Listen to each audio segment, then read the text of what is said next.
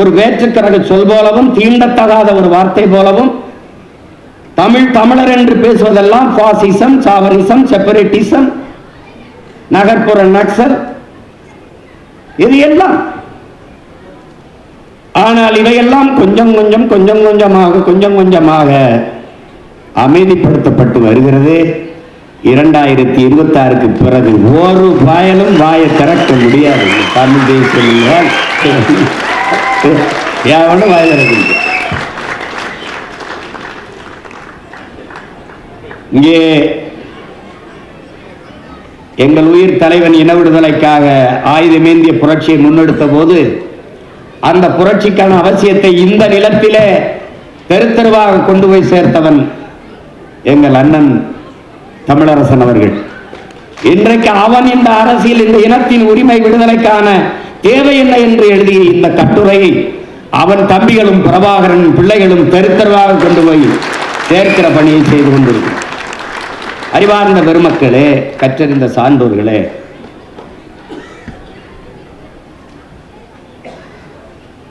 இந்தியம் என்பது ஒரு கற்பிதம், ஒரு உருவாக்கம்.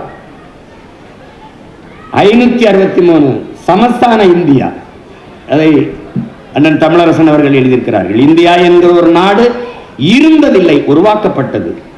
கற்றறிந்த அனைவரும் நீங்கள் அறிவீர்கள். பல்வேறு தேசிய இனங்கள், அதை ஆண்ட சிறு பெரு மன்னர்கள், வணிகம் செய்ய வந்த வெள்ளையர்கள் இந்த நிலப்பரப்பை அடிமைப்படுத்தி நிர்வாக வசதிக்காக ஒரே நாடாக கட்டி அதற்கு இந்தியா என்று பெயர் வைத்தார்கள். நம்முடைய போற்றுதற்குரிய பெருந்தகை கவிக்கோ அப்துல் ரஹ்மான் அவர்கள் கூட வெள்ளைக்காரன் பெத்து போட்டு பெயர் வைத்தான், அதற்கு இவர்கள் அப்பன் முறை வைத்து கொண்டாடி கொண்டிருக்கிறார்கள் என்று. இது ஒரே வண்ணத்தில் ஒரே துணியில் தைத்த சட்டை அல்ல. நான் போட்டிருப்பது போல சொல்வார்கள், மஞ்சள்ல ஒரு துணி, பச்சையில கொஞ்சம், சிவப்புல கொஞ்சம், ஊதால கொஞ்சம், கருப்புல கொஞ்சம், அப்படி கொஞ்சம் கொஞ்சமா ஒட்டு போட்ட துணியில் தைச்ச சட்டை தான் இந்த நாடு. இந்தியா ஒரு தேசம் அல்ல, நாடு, பல தேசங்களின் ஐக்கியம், ஒன்றியம். அது யுனைடெட் ஸ்டேட் ஆஃப் அமெரிக்கா, அது யுனைடெட் கிங்டம், அது ஐரோப்பிய யூனியன், அதுபோல இது யுனைடெட் ஸ்டேட் ஆஃப் இந்தியா. இது மாநிலங்கள் அவைதான். இது ரேடியோவே ஆல் இந்திய ரேடியோ தான், இந்திய ரேடியோலாம் கிடையாதுங்க. அதை எவர் இங்கே நாடற்றவரோ, எவருக்கு இங்கே மொழிவழிய தேசிய நிலங்கள் இனங்கள் இல்லையோ அவர்கள் இந்த நாட்டை தனதாக்கி கொள்ள துடிக்கிறார்கள். அதில்தான் இந்த கட்டமைப்பு. நம்முடைய முன்னவர் தமிழரசன் அவர்கள் சொல்வது போல முதலாளித்துவ ஏகாதிபத்திய நாடுகளின் எல்லை விரிவாக்கத்திற்கும் வள சுரண்டலுக்குமாக இந்த தரகு தலைவர்கள் வேலை செய்கிறார்கள். அதில் பல்வேறு தேசிய இனங்கள் இந்த நிலத்திற்குள் சிறைக்கூடத்திற்குள் சிக்கிக் கொண்டது. அதான் யதார்த்த உண்மைதான். இந்தியாவிற்கென்று தனித்த இறையாண்மை கிடையாது. பல தேசிய இனங்களின் இறையாண்மை தான் இந்தியாவின் இறையாண்மை. பல்வேறு தேசிய இனங்களுக்குள் நிலவக்கூடிய ஒற்றுமை தான் இந்திய நாட்டின் ஒற்றுமை. இந்தியாவிற்கென்று ஒரு கலாச்சாரமோ வாழ்க்கை முறையோ பண்பாடு கிடையாது. தமிழன் பண்பாடு, தெலுங்கர் வாழ்வியல் பண்பாடு, கன்னடர் பண்பாடு, பீகாரியன், குஜராத்தியன், அவனவருக்கான இறையாண்மை, கலாச்சாரம், வாழ்க்கை முறை, பண்பாடு எல்லாவற்றையும் கொண்ட ஒரு கூட்டாஞ்சோறுதான் இந்தியாவின் பண்பாடு, ஒரு கலாச்சாரம். உடனே இந்திய பண்பாடு, இந்திய கலாச்சாரம், எந்த பாடையும் பாடு, அங்கிட்டு போய் பாடு, இதுதான் நம்முடைய கோட்பாடு. இந்தியம் எப்படி ஒரு கற்பித்தமோ இந்த நாட்டை உருவாக்கியவன் அந்நியன், வெள்ளைக்காரன். இந்த நாட்டுக்கு பெயர் வைத்தவன் வெள்ளைக்காரன். ஏன் நாம் இன்று போற்றி பின்பற்றுகிற இந்து என்ற மதத்திற்கு பெயர் வைத்தவன் சர் வில்லியம் ஜோன்ஸ் என்கிற வெள்ளைக்காரன். இது எப்படி இந்த நாடு பல தேசங்களின் ஒன்றியமோ அப்படி பல மதங்களின் ஒரு ஐக்கியம் தான் இந்த மதம்.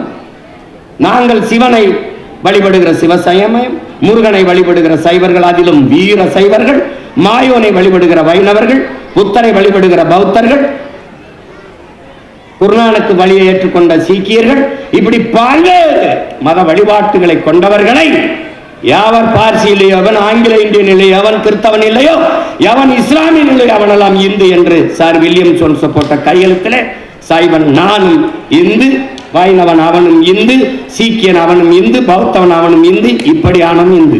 இதுவும் ஒரு கூட்டாந்தோர் தான். இந்த கொடுமையிலிருந்து தப்பி வரலாம் என்றால் திராவிடர்கள் வந்தார்கள்.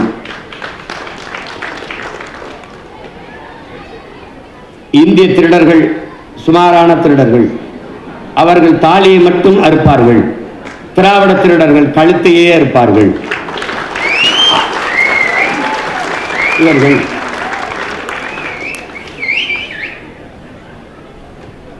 இவர்கள் எங்கள் ஐயா தக்கார் மாசோ விக்டர் அவர்கள் குறிப்பிட்டது போல 50,000 ஆண்டுகளுக்கு மூத்த ஒரு இனம். எங்களுடைய தாத்தா தேவனைய பாவாணர் தமிழ் பேரினம் 50,000 ஆண்டுகளுக்கு மூத்தது என்கிறார்கள்.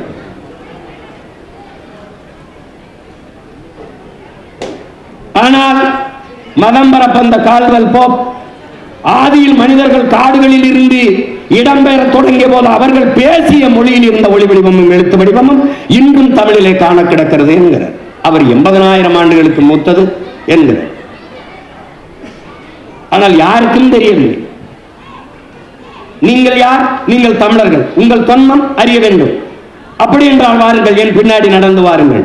நீங்கள் உங்கள் இனத்தின் தொன்மத்தை அறிய வேண்டும் என்றால் இன்றும் மலைகளிலே காடுகளிலே பலாயிரக்கணக்கான மூலிகை செடிகள் இருக்கிறது. மூலிகை செடிகள் வளர்ந்திருக்கிறது, இன்னும் இருக்கிறது. இதில் எந்த செடியை தின்றால் என்ன நோய் குணமாகும், இதில் எதை சமர்த்தி சாப்பிட்டால் நோய் குணமாகும், நல்லது எது சுவையாக இருக்கும் என்று கண்டறியுங்கள், தேடி கண்டுபிடியுங்கள். உன் இனத்தின் தொன்மைத்தை நீ அறிவாய். எப்படி? இந்த கீரை பொன்னாங்கண்ணி இதை சாப்பிட்டால் கண் பார்வைக்கு நல்லது, இது வல்லாரை இதை சாப்பிட்டால் நல்லது, இது தண்டங்கீரை இதற்கு நல்லது, அகத்திக்கீரை இதை சாப்பிட்டால் அகத்திற்கு நல்லது, இது சீரகம் இதை சேர்த்துக் கொண்டால் அகன் சீராகும். இப்படியெல்லாம் கண்டுணர்ந்தவன் எவனோ அவன் உன் இனத்து முன்னோன். அதற்கு அவன் எத்தனை 1000 ஆண்டுகள் பயணம் செய்திருப்பான். இந்த முருங்கைக்கீரையை இதோடு போட்டு சமைக்க வேண்டும், அகத்திக்கீரை இதோடு போட்டு சமைக்க வேண்டும், வல்லாரை இப்படி சமைக்க வேண்டும் என்றெல்லாம் கண்டுணர்ந்தவன் இல்ல. ஆனால் இன்னும் எத்தனை ஆயிரக்கணக்கான மூலிகைகள் மலைக்காடுகளில் பயணியுங்கள், தேடி அறியுங்கள். அப்போது திரும்பி பாருங்கள் உங்கள் முன்னவர்களை, உங்கள் இனத்தின் தொன்மையை நீங்கள் அறியலாம் என்கிறார். நீங்கள் வாருங்கள், 2000 ஆண்டுகளுக்கு மூத்தது திருக்குறள். அதற்கு முன்பு தொல்காப்பியம் என்ற இலக்கண நூல். தொல்காப்பியனே சொல்கிறான் 300 இடங்களில் என்பனார் புலவர். எனக்கு முன்னாடி பல பேர் இதெல்லாம் சொல்லி வச்சிருக்கான். இப்ப நீங்க எப்படி தெரிஞ்சுக்கிறது? 2000 ஆண்டுக்கு முன்பது. யாரும் வள்ளுவருடைய அம்மாவுக்கு பிரசவம் பார்த்தவங்க யாரும் இல்லைல்ல. ஒரு தோராய கணக்கு, 2000 வருஷத்துக்கு முன்னாடி வாழ்ந்திருக்கலாம். இதுல 1330 குறள் அப்படி எழுதியிருக்கலாம். சும்மா அப்படி சொல்லிட்டு போறதுதான். 5000 கூட எழுதியிருக்கலாம். 300 ஆண்டுக்கு ஒரு முறை அந்த ஓலை சுவடி அப்படியே வைத்திருந்தாலே நொறுங்கி போகும் என்றால், ஒவ்வொரு 300 ஆண்டுக்கும் ஒரு முறை ஓலை சுவடியில் எழுதி எழுதி கடத்திய எல்லாரும் நம் வணக்கத்திற்குரிய வந்தார். நம்ம கைக்கு வந்தது கொஞ்சம். எத்தனை நொறுங்கி போச்சோ, எத்தனை யாகம் வளர்க்கணும் கொளுத்து தூக்கி போட்டானோ, அது போக நம்ம கைக்கு கிடைச்சது. ஆனால் 2000 ஆண்டுகளுக்கு முன்பு எழுதினான் என்று நம் மூதாதை வள்ளுவ பெருமகனாரை வைத்துக் கொண்டால் கூட ஒரு சொற்பிழை, பொருள் பிழை, எழுத்து பிழை ஏதுமின்றி ஒரு அறிஞன் உலக மானுட சமூகம் மறுப்பேதும் சொல்லாமல் ஏற்றுக்கொள்ளக்கூடிய ஒரு மறையை, ஒரு வாழ்வியல் நன்னறியை தந்திருக்கிறான் என்றால் அவனுக்கு தமிழ் சொல்லிக் கொடுத்தவன் எவன்? இதைத்தான் இந்த இடம். கம்ப ராமாயணம் என்ற காப்பியத்தை என் மண்ணிலே நாட்டரசன் கோட்டையிலே பிறந்த கம்ப பெருந்தகை 15 நாளில் பாடினான் என்றால் உங்களால் நம்ப முடிகிறதா? அப்படிப்பட்ட காப்பியத்தை 15 நாளிலே பாடினான் என்றால் கம்பனுக்கு தமிழ் கற்றுக் கொடுத்த ஆசிரியர் பெருமகன் எவனடா? அவ்வையின் ஆசிரியர் யார்? சீர்தலை சாத்தனான், இளங்கோவன், இவனுக்கெல்லாம் எவன்டா தமிழ் சொல்லிக் கொடுத்தான்? தேடிப்போ, நீ யார் என்று தெரியும், உன் தொன்மம் தெரியும். எழுத படிக்க தெரியாது இருக்கிற உன் இனத்தின் முன்னோர் உலகத்திற்கு ஒழுக்கம், நாகரிகம், அறிவு, அறம் எல்லாவற்றையும் கற்றுக் கொடுத்திருக்காங்க. ஒரு அரசாட்சி இப்படி செய்யணும், ஒரு உழவன் இப்படி வேளாண்மை செய்யணும், எல்லாத்தையும் பாடி தந்திருக்கிறான். அப்படிப்பட்ட ஒரு தொன்மை இனத்தின் மக்கள் நான். இப்ப ஆட்டத்துக்கு வருவோம். இந்த தமிழ் தேசியம் ஏன், எதற்கு, எப்படி? இப்ப நீங்க கேள்வி கேட்க மாட்டீங்க, நானே கேள்வி கேட்டு நானே பதில்.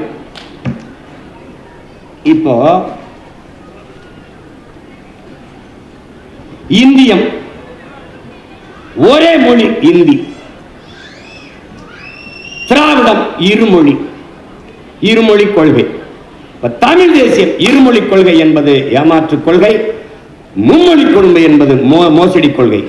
இந்தியம் என்ன சொல்றது? மும்மொழி கொள்கை. இந்தி, இங்கிலீஷ், அதோட உங்க தாய்மொழியும் வச்சுக்கிறீங்க. இந்த மும்மொழி கொள்கை என்பது மோசடி கொள்கை, இருமொழி கொள்கை என்பது ஏமாற்று கொள்கை. கொள்கை மொழி எங்கள் உயிர் மொழி தமிழ்.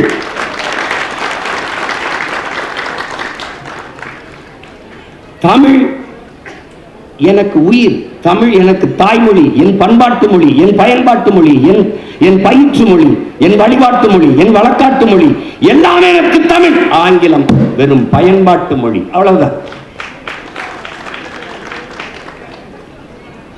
இந்தி அவர்கள் திணிப்பார்கள், இந்தியர்கள், இந்திய தேசியர்கள்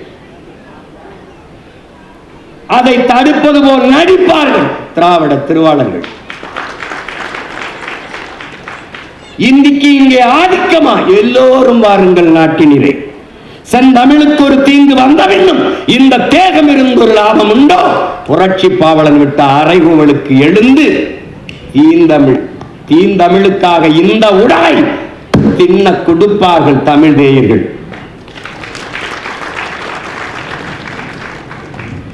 இங்க நான்கு ஆள கவனிக்கணும். ஒன்னு இந்தியை திணிப்பார்கள், திணிப்பதை எதிர்ப்பது போல நடித்து அதிகாரத்துக்கு வந்தார்கள். இப்போது எந்த இடத்தில் இந்தி இல்லை? இந்த கேள்வியை நீங்கள் எழுப்பணும். இந்த ஒவ்வொரு கேள்வியிலும் பிறக்கும் தமிழ் தேசியம். ஏன், எதற்கு, எப்படி? ஒவ்வொன்றில் கல்வி மானுட உரிமை, அதை கொடுக்க வேண்டியது அரசின் கடமை. இந்த நிலத்திலே கல்வி மானிட உரிமை, அதை பறித்து கொண்டு போகும் இந்தியம், அதை வேடிக்கை பார்த்து கைகட்டும் திராவிடம். இல்லை, கல்வி மாநில உரிமை தர வேண்டும் என்று போராடி மீட்கும் அது தமிழ் தேசியம். என்னுடைய உரிமையை நீ எப்படி எடுத்துக்கொண்டு போகலாம் என்று கேள்வி எழுப்பும் அது தமிழ் தேசியம். மருத்துவம், மக்களுக்கு மருத்துவம் ஒரு மகத்தான சேவை, அது என் மக்களுக்கு தேவை. அதை எடுத்துக்கொண்டு போய் தான் காலுக்கு கீழே போட்டு மேலே ஏறி உட்கார்ந்து கொள்ளும் இந்தி, எதிர்த்து போரிட்டு மீட்காமல் வேடிக்கை பார்க்கும் திராவிடம். இதை எப்படி நீங்கள் எடுத்துக்கொண்டு போகலாம்? கேள்வி எழுப்பி உரிமையை மீட்க போராடும் தமிழ் தேசியம். கச்சத்தீவு, கச்சத்தீவு, கச்சத்தீவு இந்தியாவினுடைய நிலமா? கச்சத்தீவு யாருடைய சொத்து? தமிழ் தேசிய மக்களின் சொத்து. எங்கள் மூதாதை சேதுபதி மன்னனுடைய சொந்த நிலம். மன்னர் மானிய ஒழிப்பிலே அந்த நிலப்பரப்பை எடுத்து எங்கள் இனத்தின் வரலாற்று பகைவன் சிங்களனுக்கு பரிசாக கொடுத்தது இந்தியம். கொடுத்த போது அதிகாரத்தில் இருந்து கொண்ட அற்ப பதவிக்காக வாயை மூடி கையை கட்டி இருந்தது திராவிடம். கச்சத்தீவை மீட்பது ஒன்றுதான் எங்கள் மீனவ மக்கள் சொந்தங்களினுடைய வாழ்வாதாரத்தை மீட்க இருக்கிற ஒரே வழி என்று போராடும் தமிழ் தேசியம். இன்று வரை 850 மீனவர்கள் இந்திய கடலுக்குள் சுட்டுக் கொல்லப்பட்டிருக்கிறார்கள். வலிமை மிக்க கடற்படை ராணுவம் அங்கே பாதுகாப்பு பணியை செய்கிறது. அன்புக்குரிய தம்பி தங்கைகளே, அருமை பெற்றோர்களே, பேரன்பு கொண்டு நான் நேசிக்கும் தமிழ் பேரினத்தின் மக்கள், குஜராத்தில் அண்மையிலே ஒரு மீனவன் கைது செய்யப்பட்டு பாகிஸ்தான் கடற்படை ராணுவம் கொண்டு போகிற போது விரட்டி விரட்டி போய் திரட்டி பிடித்து அவனை மீட்டு கொண்டு வந்தது இந்திய கடற்படை ராணுவம். காட்சி இன்னும் மலையொலியிலே இருக்கிறது. அதே கடற்படை ராணுவம் இந்திய கடலுக்குள் இங்கேயே நிற்கிறது. அப்ப இலங்கை சிங்கள ராணுவம் எங்கள் மீனவ சொந்தங்களை கைது செய்கிற போது ஒரு மீனவனை கூட மீட்க பாதுகாக்க இந்திய கடற்படை ராணுவம் விரைந்து சென்று தடுத்து மீட்டு கொண்டு வராதது ஏன்?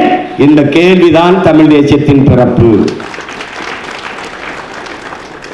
உன் சொந்த நாட்டு மீனவ மக்களை, உன் சொந்த நாட்டு குடிகளை, உனக்கு வாக்கு செலுத்தி வரி செலுத்தி இந்த நாட்டின் சட்டத்திட்டம் இறையாண்மைக்கு கட்டுப்பட்டு வாழ்கிற ஒரு இனத்தின் மக்களை சிங்கள ராணுவம் பக்கத்தில் இருக்க ஒரு சிறிய நாட்டு ராணுவம் சுட்டுக் கொள்கிற போது பாதுகாப்பு பணியை செய்கிறேன் என்ற பெயரிலே நிற்கிற ஒரு நாட்டு கடற்படை ராணுவம் தடுத்து காத்து காப்பாற்றாதது ஏன்?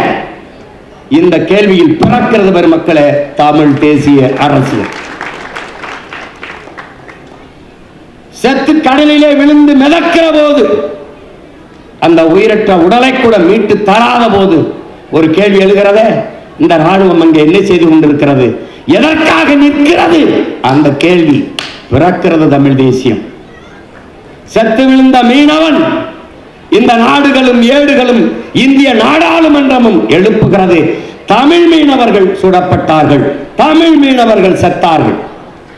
அறிவார்ந்த பெருமக்களே, இலங்கை ராணுவம் இந்திய மீனவனை சுட்டது என்று நாடும் ஏடும் நாடாளுமன்றத்திலும் செய்தி பதியப்பட்டிருந்தால் அங்கே இந்திய தேசியம் இருக்கும். செத்து விழுந்த மீனவன், தமிழ் மீனவன் செத்தான் என்று செய்தி பதிகிற போது அவன் செத்த இடத்திலே இந்திய தேசியம் இறந்து தமிழ் தேசியம் பிறந்து விடுகிறது. தன் மகனை, தன் கணவனை பறி கொடுத்த எங்கள் தாய்கள், எங்கள் தங்கைகள், எங்கள் அக்காமார்களின் கண்ணீர் துளிகளில் கரைகிறது உங்கள் இந்தியம் திராவிடம், அதில் துளிர்க்கிறது தமிழ் தேசிய அரசியல். அறிவார்ந்த பெருமக்களே, காவிரியில் தண்ணி கேட்கிறோம், ஏன் தர மறுக்கிறார்கள்? இந்த கேள்வி. எங்களை அடித்து விரட்டுகிறார்கள், எதற்காக அடிக்கிறார்கள் என்ற கேள்வி. நாங்கள் இந்த நாட்டின் குடிகள் தானே. எங்களை அருகில் இருக்கிற சகோதர மாநிலத்தில் அடித்து விரட்டுகிறார்களே, இதை தடுத்து கேட்காமல் கண்டிக்காமல் எப்படி உங்களால் இருக்க முடிகிறது? இந்த மூன்று கேள்விகள் தான். ஏன், எதற்காக, எப்படி? இந்த கேள்விதான் தமிழ் தேசிய அரசியலின் பிறப்பிடம். பெருமக்கள், சொந்த நாட்டுக்குள் அடித்து விரட்டுகிறார்கள், அகதியாக இடம்பெயர்கிறோம். இந்த நாட்டின் தமிழ் பேரின மக்கள் இவர்கள் யார்? தெற்காசிய முழுமைக்கும் பரவி வாழ்ந்த பேரினத்தின் மக்கள். மற்ற எல்லா இன மக்களும் வந்து குடியேறுகிறார்கள் என்று அமெரிக்காவின் ஹார்வர்ட் பல்கலைக்கழக பேராசிரியர் பெருமக்கள் டோனி ஜோசப்பும் ரிச்சர்டு மார்டினும் தன் ஆய்வு கட்டுரையிலே நிறுவியிருக்கிறார். அறிவாசான அம்பேத்கர் ஆகச் சிறந்த உலகிலே ஆகச் சிறந்த கல்வியாளர். இந்த நிலப்பரப்பு முழுவதும் தமிழை தாய்மொழியாக கொண்ட நாகர்கள் தான் பரவி வாழ்ந்தார்கள் என்கிறார். இந்த துணைக்கண்ட முழுமைக்கும் பரவி வாழ்ந்த ஒரு இனத்தின் மக்கள்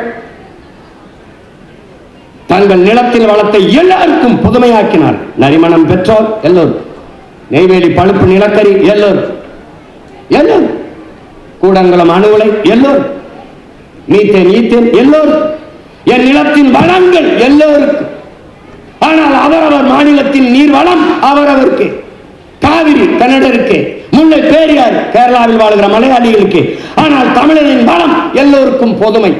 இங்கே தமிழனின் பேரன்பு இழுச்சவாய்த்தனமாகவும் ஏமாற்றாகவும் ஆக்கப்படுகிறது.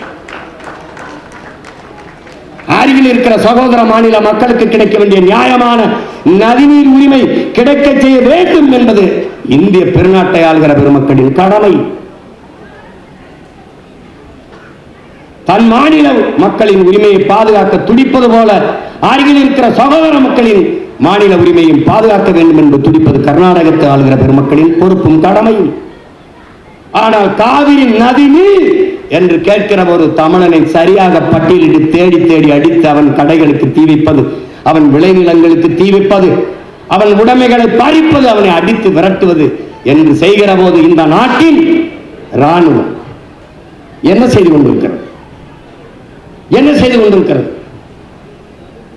எங்களை சொந்த நாட்டிலே அடித்து விரட்டி அகதியாக வருகிற போது என் அப்பன் வயதை வைத்தவனை உடையெல்லாம் கலட்டி அரண் நிர்வாணப்படுத்தி அவன் முதுகிலே ஓங்கி நீ தமிழனா என்று கேட்டு அடித்த போது அவன் முதுகிலே விழுந்த அடியில் ஏற்பட்ட அதிர்விலே வெடித்து பிறந்ததா தமிழ் தேசியம்.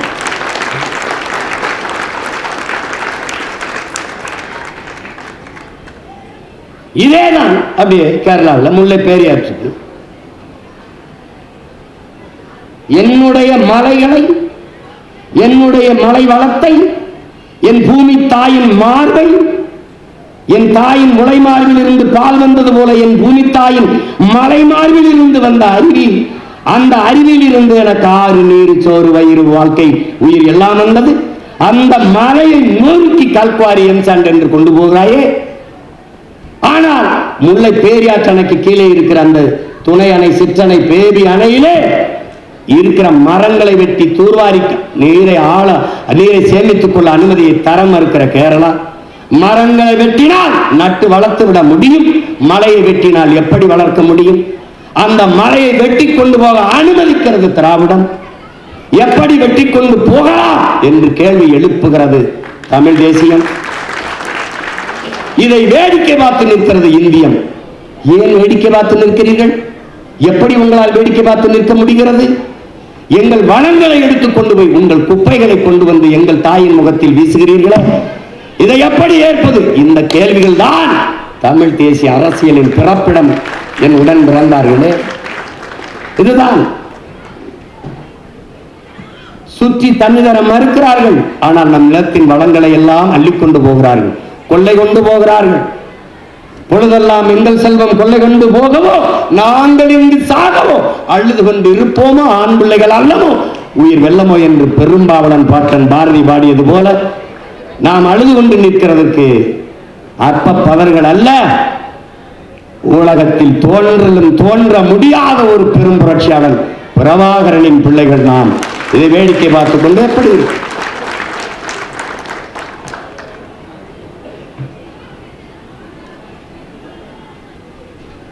இதேதான். மீத்தேன் எடுப்பார்கள், என் நிலத்தின் வளத்தை சுரண்டி கொடுப்பார்கள். அதை கேட்பது இந்தியா ஒரு நாட்டின் வளர்ச்சி என்று சொல்லும், திராவிடம் அது தெரியாது கையெழுத்திட்டேன் என்று சொல்லும். என் நிலத்தின் வளத்தை பாதுகாக்க வேண்டும் என்று போராடுகிறது தமிழ் தேசியம். அறிவார்ந்த பெருமக்களே, சென்னை மீனம்பாக்கம் விண்ணூர்தி நிலையத்தில் 1800 ஏக்கர் நிலப்பரப்பில் கட்டப்பட்டிருக்கிற அந்த மீனம்பாக்கம் விண்ணூர்தி நிலையத்திலே பறக்க விமானம் இல்லாத போது, வானூர்தி இல்லாத போது, புதிதாக இதற்கு 5000 ஏக்கர் விண்ணூர்தி நிலையம். இதை திணிப்பது இந்தியம், அதை நிறைவேற்ற துடிப்பது திராவிடம். ஏர்பூட்டி உழ வேண்டிய இடத்தில் எதற்காக ஏர்போர்ட் என்று கேள்வி எழுப்புவது தமிழ் தேசியம்.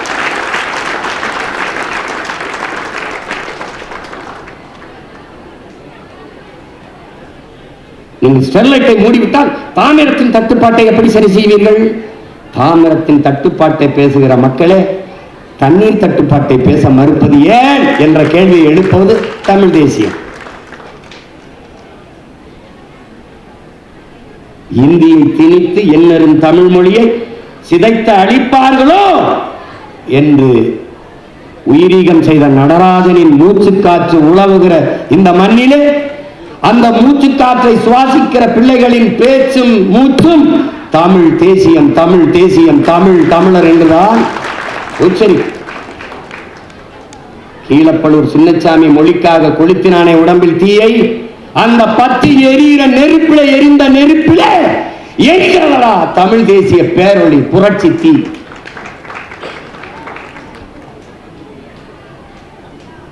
சும்மா தமிழ் தேசியம் அது யாரு? நாங்க மாப்போசியை பார்த்துட்டோம், சீப்பா ஆதித்தனாரை பார்த்துட்டோம், முத்தமிழ் அறிஞர் கியாபி விஸ்வநாதரை பார்த்துட்டோம், அண்ணல் தங்கையை பார்த்துட்டோம், மறைமலை அடிகளை பார்த்துட்டோம், திருவிக்காவை பார்த்துட்டோம், எல்லாரையும் பார்த்த பிரபாகர மகன் சீமானை பார்த்தியா? நீ பார்த்தியா?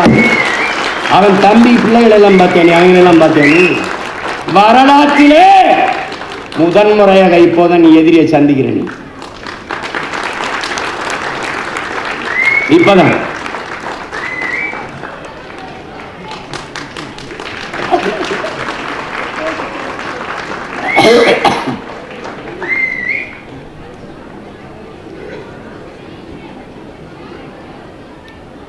எங்க அம்மா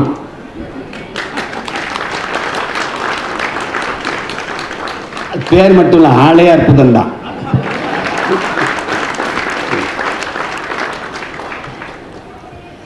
இந்த நிலத்தில் இருக்க வேண்டிய அரசியல் என்பதே தமிழ் தேசிய அரசியல் தான்.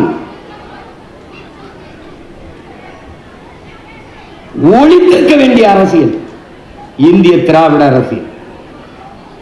ஒரே ஒண்ணுதான், இந்திய அரசியல் கோட்பாட்டாளர்கள் எதற்காக உனக்கு இந்த நிலத்தில் இந்திய அரசியல்? உன் மொழிக்காக நிற்பார்களா? இல்லை. உன் கலை இலக்கிய பண்பாடு வழிபாட்டு மீட்சிக்காக நிற்பார்களா? இல்லை. உன் நிலம் வளம் அதை பாதுகாக்க நிற்பார்களா? இல்லை. உன் நிலத்தின் உரிமை காவிரி, அதில் இந்திய கட்சியாளர்களின் கருத்து நிலைப்பாடு. கச்சத்தீவு மீட்பு, அதில் இந்திய கட்சியாளர்கள் ஆட்சியாளர்களின் கருத்து நிலைப்பாடு. கொடுத்ததுதான், திருப்பி எடுக்க வேண்டும் என்கிற பேச்சுக்கே இடமில்லை. திராவிடர்கள் கச்சத்தீவை மீட்க போராடுவோம், கச்சத்தீவை மீட்க போராடுவோம். நாங்கள் வந்த பிறகு தீவிரமாக மீட்க போராடுவோம். இப்பதான் தீவிரப்படுத்திருக்கு. இதை எப்படி தமிழ் தேசியம் என்ன செய்யும்? இந்தியம் எடுத்து கொடுக்கும், திராவிடம் தடுக்காத வேடிக்கை பார்க்கும். தமிழ் தேசியம் கச்சத்தீவை திருப்பி எடு, ஒரு கோட்பாடு வைத்திருக்கிறது. கொடுத்ததுதான், திருப்பி எடுக்க வேண்டும் என்கிற பேச்சுக்கே இடமில்லை. இது இந்தியம். திராவிடம் தீவிரமாக போராடுவோம். ஒவ்வொரு தேர்தல் அறிக்கையிலையும் கச்சத்தீவை மீட்க போராடும் என்று இருந்தது. அருமை பெருமக்களே, 21 சட்டசபை தேர்தலில் கச்சத்தீவை மீட்க போராடும் என்ற வார்த்தை இல்லை. ஏன்? அது என்ன காரணம்? இது எத்தனை நாளைக்கு அது சொல்றது? அதை கேவலப்படுத்துறாங்கடா, அதை விட்டுங்கடா. அந்த வார்த்தை மீட்க போராடும் என்ற சொல்லும் இல்லை. இப்ப தமிழ் தேசம் என்ன செய்யும்? கச்சத்தீவை திருப்பி ஏடு. கொடுத்ததுதான், திருப்பி எடுக்க வேண்டும் என்கிற பேச்சுக்கே இடமில்லை. இல்லை என்றால் என்னை தனியாக பிரித்து விடு. பார்த்தீர்களா? நாங்கள் அப்பவே சொன்னோம், இவர்கள் தனிநாடு கேட்பார்கள், பிரிவினைவாதிகள், தீவிரவாதிகள், செப்பரேட்டிஸ்டுகள், சாவனிஸ்டுகள். அதுவரை காதுல பஞ்சு வச்சிருப்போம். மெதுவா எடுத்து கீழே வச்சுட்டு இங்க வாங்க ப்ளீஸ் சிட் டவுன். எப்படி? கச்சத்தீவை கொடுத்ததுதான். நாங்க பிரிவினைவாதிகள். என் தாய் நிலத்தின் ஒரு பகுதியை எடுத்து என் இனத்தின் வரலாற்று பகைவனுக்கு கொடுத்த நீ தேசியவாதி, எடுத்து என் நாட்டோடு இணை என்று சொல்கிற நான் பிரிவினைவாதியாடா? இதுக்கு பதிலளிச்சு.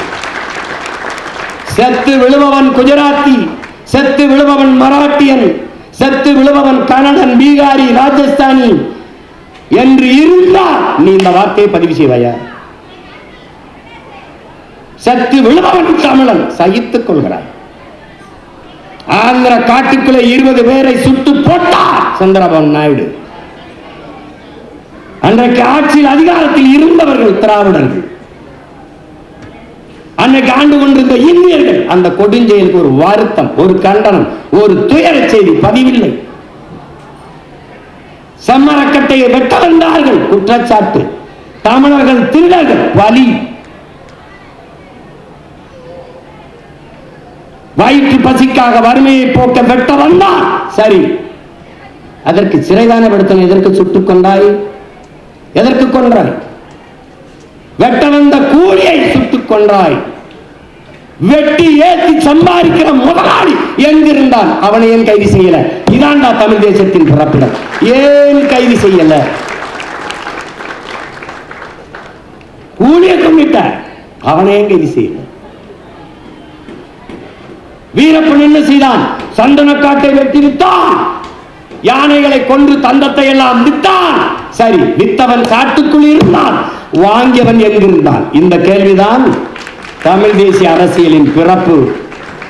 அன்பு தம்பி தங்கைகளே, வித்தவன் எங்கிருந்தான்? காட்டுக்குள்ள. வாங்கி வித்தவன் எங்கிருந்தான்? எங்கிருந்தான்? வித்தவனையை விரட்டி ஆயிரக்கணக்கான கோடிகளை கொட்டி கைது செய்ய துடித்த பெருமக்களே, வாங்கியவனை தேடி ஒருவனை கூட கைது செய்யவில்லையே. எதற்காக கைது செய்யவில்லை? இந்த கேள்வியை எழுப்பாமல் எப்படி உங்களால் அமைதியாக இருக்க முடிந்தது? இதுதான் இந்த தமிழ் தேசியத்தின் பிறப்பிடம் பெருமக்கள். இதுதான் இந்த புத்தகத்தில் இவ்வளவுதான் என்று இருக்குதல்ல, எவ்வளவு நேரம் வேண்டுமானாலும் பேசிக்கொண்டே இருக்கலாம். அவ்வளவு கருத்து பொதிந்த செறிந்த கட்டுரைகளை தாங்கி இருக்கிற ஒரு ஏடு இந்த நூல். அறிவார்ந்த பெருமக்களே, சொல்லிக்கொண்டே போகலாம், 1 2 அல்ல. தமிழ் தேசியம் என்பது இங்கே நினைக்கிறார்கள், இங்கே பேசுகிறவர்கள் சீமான் முன்னெடுக்கிறான் இல்லை.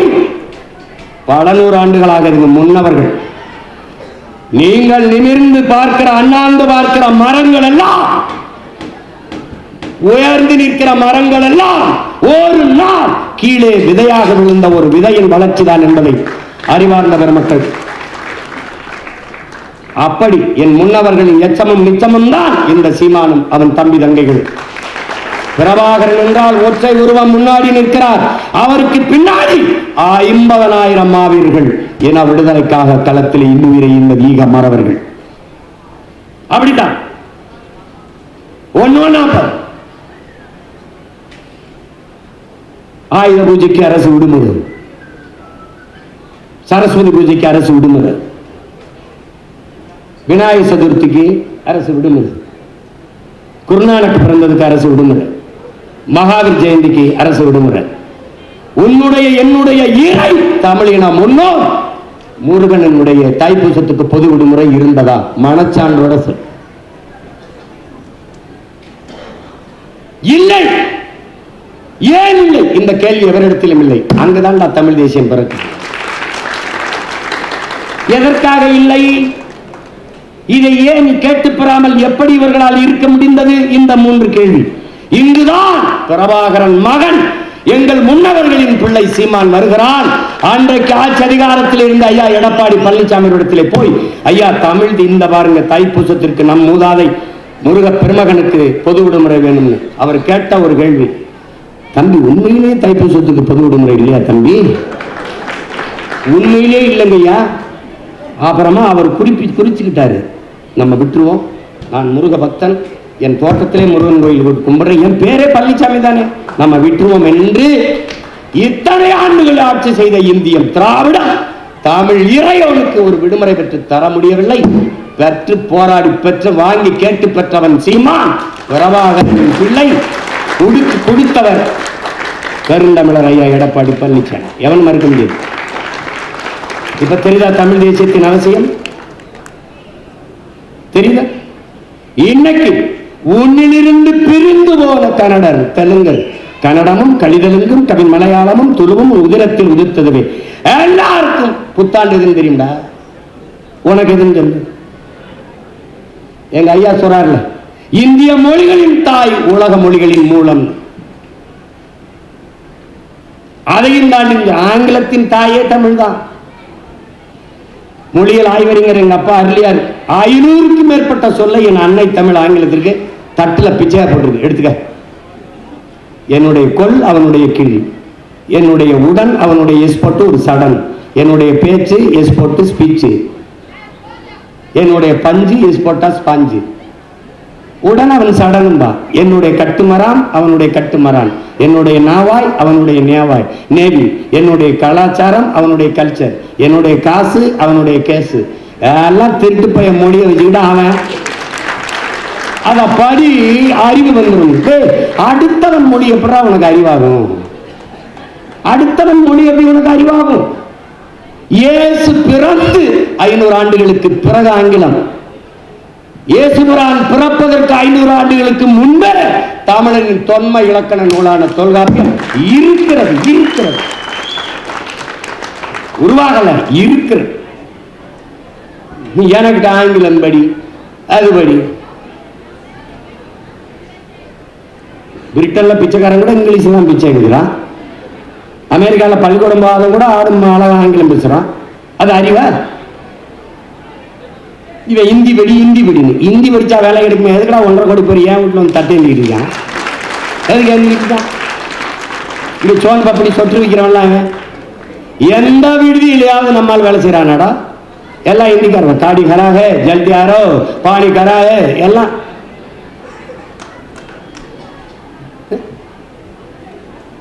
இந்தியன் திராவிடம் தமிழர்களை ஆள வேண்டும் என்று துடிக்கும்.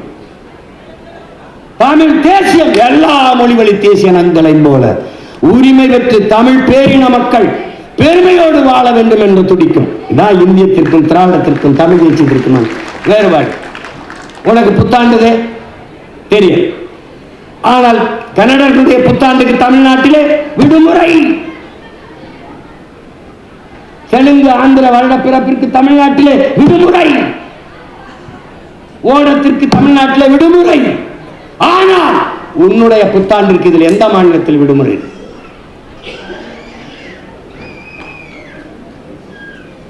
ஆமா, ஏன் இல்லைன்னு கேட்டீங்கன்னா, நீ இந்தியனும் இல்ல திராவிடனும் இல்ல, நீ தமிழ் தேசியன். டக்ஸாலி வராங்க, அவ்வளவுதான். அவ்வளவுதான் மயிலாடு, இவ்வளவுதான். சும்மா கதை விடுவான். அன்னைக்கு சீமான் வரும்போது இவெல்லாம் ஒரு ஆளா சினிமா எடுத்துக்கிட்டு இருப்பான், கதை சொல்ல எழுதுவான். இவெல்லாம் ஒரு ஆளா அப்படித்தான் இருந்தேன்.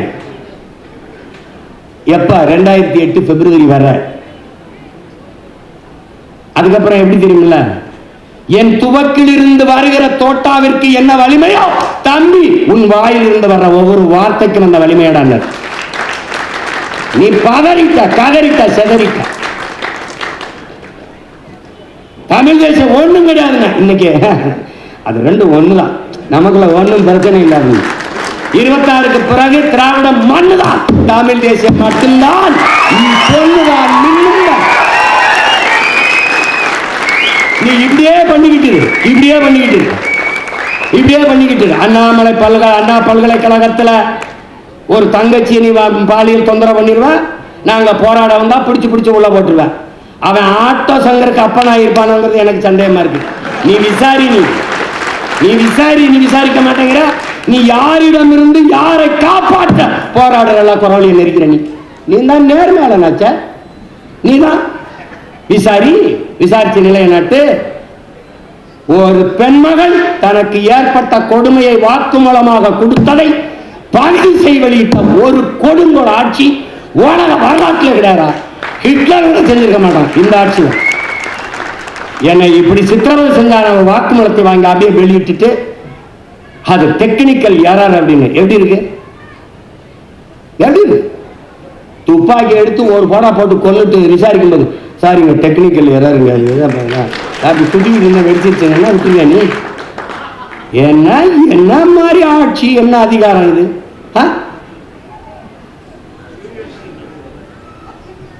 கடைசியா இந்த பொங்கலுக்கு இனாம கொடுத்து பழச்சுக்கிட்டு இருந்தா, அதுக்கு இப்ப காசு இல்லை,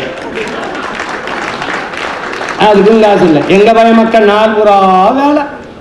5 மணிக்கு போய் சாயந்தரம் பொழுது கிளம்பி பொழுது சாய உழைச்சு ரத்தம் வேர்வையா உருகி ஓட, உடம்பெல்லாம் உப்பு பூக்க, காலில் பெருவெடிப்பு வெடிக்க, கண்ணு முடி பிதுங்க, கண்ணை சொத தொங்க, வெம்பாடு பட்டு உழைச்சு ஒரே ஒரு பண்டிகை பொங்கல் அவனுக்குன்னு இருக்கிற பண்டிகை. அதுக்கு 1/2 கிலோ அரிசி, கொஞ்சோண்டு சர்க்கரை, 1 முளை கரும்பு, 1 முளை கயிறு.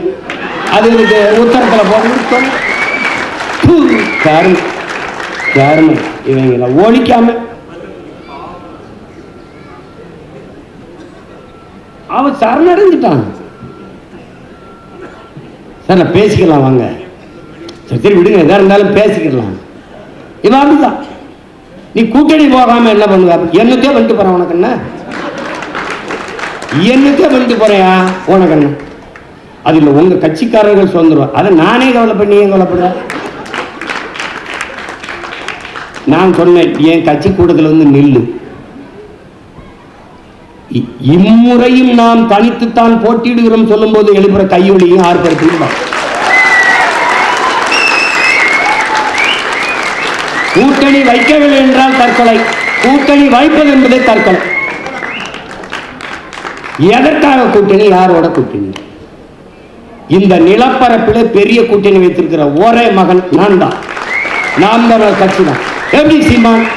எவனவன் 2000 3000 ஏக்கர் விளை நிலத்தை என் ஆண்டோரும் முன்னோரும் உழுது உழுது உழுது தெல்லு உழுதியா ஆக்கி காட்டை மேட்டை திருத்தி விளைநிலங்களாக மாற்றி வைக்கிற என்னுடைய நிலத்தை நீ எவ்வளா முதலாளிக்கு தொழிற்சாலை அமைக்க எடுத்துக் கொடுப்பாய் என்று எந்த தொழிற்சாலை அரிசி பருப்பை விளைய வைக்கும் உற்பத்தி செய்யும் என்று கேள்வி எழுப்புகிற அறிவார்ந்த பெருமக்கள், தொழிற்சாலை வேலை கொடுக்கும், வேலையில் சம்பளம் கொடுக்கும், சம்பளத்தை வைத்து என்ன செய்யலாம்? சாப்பிடலாம். சாப்பாடு யார் கொடுப்பா? இந்த கேள்வி எழுப்புகிற ஒவ்வொரு மகனும் என்னோட கூட்டணி. விண்வெளிக்கு விண்கலத்தை அனுப்புகிற விஞ்ஞானிகள் சாப்பாடை அவருக்கு விவசாயி தான் அனுப்ப வேண்டும். சந்திர மண்டலத்துக்கு சந்திராயனை அனுப்புகிற சயின்டிஸ்டுகள் அவருக்கு சாப்பாடை சம்சாரி தான் அனுப்ப வேண்டும். இந்த சிந்தனை இருக்கிற எவன் என்னோட கூட்டணி. நச்சு ஆலைகளை நிறுவுகிறாய், இதை வளர்ச்சி என்று கட்டமைக்கிறாய். தனிப்பெரும் முதலாளிகளின் வளர்ச்சியை ஒட்டுமொத்த நாட்டின் வளர்ச்சியாக கட்டமைத்து ஏமாற்றுகிறாய் என்று எழுகிற ஒவ்வொரு இளைஞனும் தம்பியும் தந்தையும் என்னோடு கூட்டணி. 14,000 ஆசிரியர் பெருமக்கள் தேர்வெழுதி தேர்ச்சி பெற்று பணி நியமனத்திற்காக காத்திருக்கிறவர்கள் என்னோடு கூட்டணி. பகுதி நேர ஆசிரியர் பெருமக்கள் நிரந்தர பணி தர வேண்டும் என்று போராடுகிறவர்கள் என்னோடு கூட்டணி. ஓய்வு பெற்ற பிறகு போக்குவரத்து தொழிலாளர்கள் எங்களுக்கான பிடித்த பணத்தை தராமல் பிடிவாதம் பிடிப்பது ஏன்? களத்திலே போராடுகிற ஒவ்வொரு தொழிலாளியும் என்னோடு கூட்டணி. இந்த நாட்டிலே பிரச்சனை என்று முன்னின்று களத்திலே போராடுகிற பல லட்சக்கணக்கான மக்கள் நாம் தமிழர் கட்சியோடு கூட்டணி. அப்படி பார்த்தால் இந்த நிலத்திலே பெரிய கூட்டணி தமிழ் தேசிய கட்சி, நாம் தமிழர் கட்சி வைக்கிற கூட்டணி தான். ஏன் நான் கூட்டணி வைக்க மாட்டேன்? ஒரு சித்தாந்த கட்சி, உலகத்தில் எந்த இனத்திலும் தோன்றாத மாபெரும் தலைவன் தோன்றிய இனத்தின் மக்கள் நாங்கள். எங்கள் தலைவன் பிரபாகரனோடு எந்த தத்துவமும் கூட்டணி வைக்கலாம். இல்லாத இந்தியம் திராவிடம் இந்த சித்தாந்தங்களை வச்சு ஆண்டு அடித்து விட்டீர்கள். அதிலிருந்து எங்களை தற்காத்துக் கொள்ள பேரெழுச்சியாக எழுந்து வருகிற தமிழ் தேசிய அரசியல் இது எதனோடும் இந்தியம் திராவிட கட்சிகளோடு சரணடையாது. வேண்டுமானால் நீ என்னிடத்திலே சரணடை, யாரோடும் சரணடைய முடியாது. தோற்றால் ஓடா, புதிதாக ஒன்றும் தோற்க போறதில்லை. இந்த அரசியலின் தேவை எப்போது உருவானது?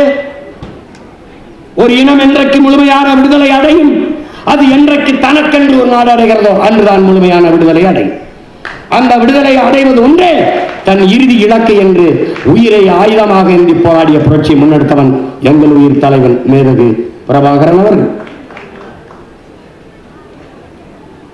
அந்த விடுதலை போராட்டத்திலே பல்லாயிரக்கணக்கான எங்கள் மாவீரர்கள் தங்கள் இன்னுயிரை ஈகம் செய்து போராடினார்கள் தாய்லாந்தில் விடுதலைக்காக. அந்த விடுதலை போராட்டத்தை சிதைத்து அழித்தது இந்தியம். அறிவார்ந்த பெருமக்களே, அன்பு சொந்தங்களே, லால்பூர் சாஸ்திரி சிரிமாவோ பண்டாரநாயக்கா கையெழுத்திலே 15 லட்சம் மலைய மக்களை ஒரே இரவில் நாடற்றவர்களாக இறக்கிவிட்டவர்கள் இவர்கள் இந்தியர்கள். பிறகு கச்சத்தீவை எடுத்து இந்திரா காந்தி சிரிமாவோ கையெழுத்திலே கச்சத்தீவை தாரை பார்த்து கொடுத்தவர் இந்தியவர்கள், வேடிக்கை பார்த்து நின்றவர்கள் திராவிடர்கள்.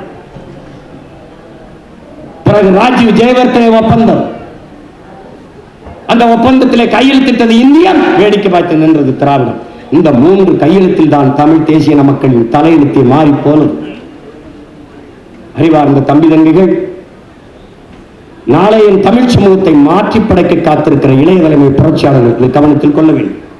இந்த சூழலிலே தன் இன மீட்சிக்காக ஒரு வீரம் சேர்ந்த விடுதலை போராட்டத்தை முன்னெடுத்த எங்கள் தலைவர், அவரை வீழ்த்தி தமிழ் தேசியத்தின் தேச விடுதலை கனவை சிதைத்தவர்கள் இந்தியர்கள், கூட நின்று துரோகத்தை செய்தவர்கள் இந்த திராவிட திருவாளர். செத்து விழுந்த எங்கள் மாவீரர்கள் சிந்திய ஒவ்வொரு இரத்த துளியிலும் முளைத்து எழுந்த புரட்சி பயிர்களடா தமிழ் தேசிய அரசியல் தம்பிகளும் தங்கைகளும். தமிழ் தேசிய விடுதலை பேரொளியான தமிழரசன் மீது வீசப்பட்ட ஒவ்வொரு கல்லிலும் அவன் காயம்பட்ட இடத்தில் கசிந்த ரத்த துளிகளிலே பிறந்த பிள்ளைகளடா நாம் தமிழர் கட்சி பிள்ளைகள் தமிழ் தேசிய அரசியல். செத்து கிடந்த லட்சக்கணக்கான பிணங்களை கட்டிப்பிடித்துக் கொண்ட ஆதரவற்று அரற்றி அழுகும் போது கண்ணீர் துடைக்க கை நீளாத காலத்திலே கதறி துடித்த என் தாய்மார்கள் வைத்த ஒப்பாரியிலும் சிந்திய கண்ணீரிலும் கதறலிலும் ரத்தத்திலும் கரு கொண்டு உருவான புரட்சிகர போர் படை தாண்டா நாம் தமிழர் கட்சி என்கிற தமிழ் தேசிய அரசியல் படை. இதை வீழ்த்துவது என்பது தம்பி நீ நீட்டமும் மடக்கமும் முடக்கமும் வைக்க இது கூட இல்லை தம்பி. பிரபாகரன் என்ற பெருந்தலைவனின் அரசியல் புரட்சி படை. ஆயுதம் மித்தம் வைத்ததை அரசியலால் வென்று முடிப்போம். அந்த ஆயுதம் இந்த ஆயுதம் எம் முன்னவர்கள் எங்களுக்கு தந்தருளிய அறிவாயுதம். அந்த அறிவாயுதத்தை தொகுத்து பகுத்து ஒவ்வொரு தமிழ் தலைமுறை தம்பிகளின் கையிலே கொடுத்திருக்கிற என்னுடைய தம்பி பாலமுரளிவர்மன் மிகுந்த போற்றுதற்கும் பாராட்டத்துக்கும் உரியவன். துணிந்து இந்த நூலை வெளியிட இந்த களத்திலே வந்தவன் என்னுடைய தம்பி வேடியப்பன். இந்த அவனுக்கு எவ்வளவு பாராட்டினாலும் தகும். இந்த நிகழ்வை நடத்துவதற்கு இதே இந்த பப்பாசி இந்த அரங்கிலே எங்களுக்கும் ஒரு அனுமதி கொடுத்து குறிப்பாக என்னையே பேச அனுமதித்த இந்த அரங்கத்திலே இங்கே எங்கள் அறிவாசான் எங்களுடைய வள்ளுவ பெருமகனார் எங்கள் மரமொழியான் வள்ளுவர் வாதை, அங்கே எங்களுடைய மூதாதை வள்ளலார் வாதை, அங்கே எங்களுடைய மூதாதை எங்கள் பாட்டனார் வாவுசி பாதை, அங்கே அறிவு மூதாட்டி எங்க அப்பத்தா அவை பாதை, அங்கே கம்பர் பாதை, அங்கே புரட்சி பாவலன் பாரதாசன் பாதை, அங்கே அது தெரியல ஏதோ ஒரு பாதை நல்ல பாதையாத்தான் இருக்கு. இங்கே நடுவில் ஒரு நாச பாதை, கேடுகட்ட கேவலங்கட்ட பாதை. அந்த பாதையில் இருந்து இந்த பாதைக்கு திருப்புவதுதான் இந்த நூலின் பெரிய பெரிய சேவை. இந்த சேவையை செய்த என் அன்பு தம்பி